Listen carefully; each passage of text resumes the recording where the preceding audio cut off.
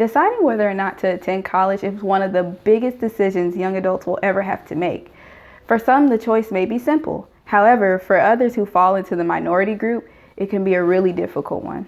You see, for young adults who do fall into that minority group, it is difficult for them to pursue a higher education.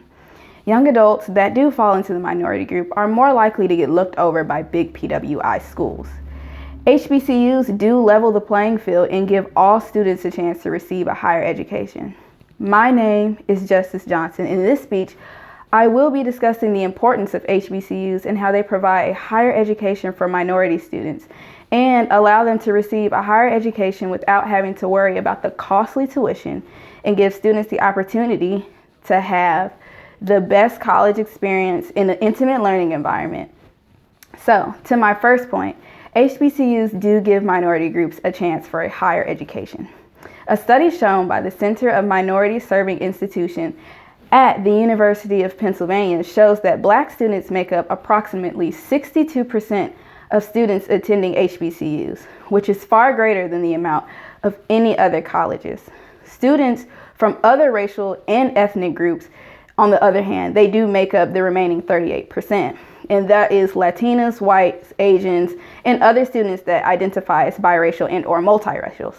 These same numbers cannot be found at PWIs.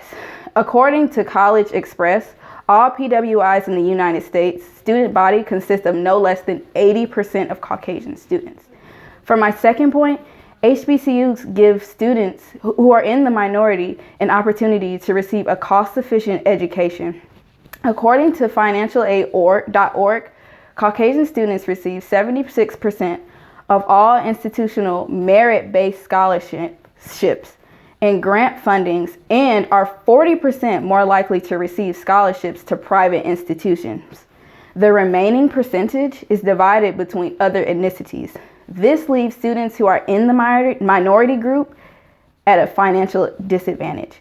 However, most HBCUs are known for offering a significantly less expensive opportunity for a higher education, which allows students to come and get the same quality of education without the stress of overbearing tuition costs. On average, most public HBCUs cost between $10,000 to $14,000 a year to attend, while PWIs, on the other hand, cost between $25,000 to $45,000 to attend a year. So lastly, HBCUs allow students to have a more intimate learning environment.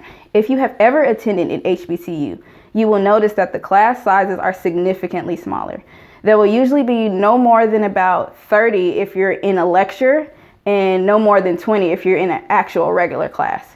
This makes for a better learning experience for students they're able to ask more questions during the class time, and it opens up a clear exchange of dialogue between the student and the professor during class time. So overall, HBCUs allow students who are in the minority group to receive a higher education. They also allow students to attend a more cost-efficient school while still receiving a quality education, and give students a more comfortable learning environment. HBCUs are great learning institutions that often get overlooked because people assume the quality of education is incomparable to a PWI. But that's really just not true. Students who currently attend and or have graduated from an HBCU can attest to that. So thank you.